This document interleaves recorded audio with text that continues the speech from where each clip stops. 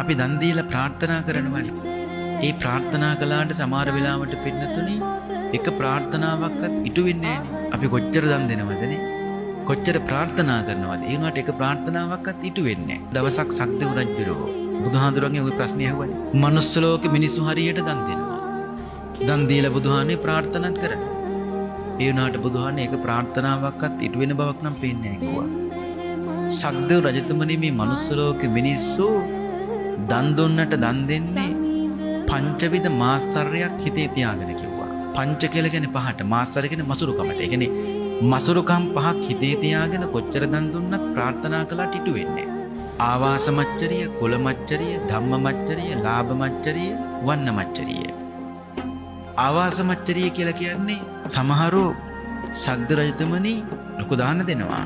ඒ වුණාට මරණකොට ඉන්න දෙනට ආසාවෙන්.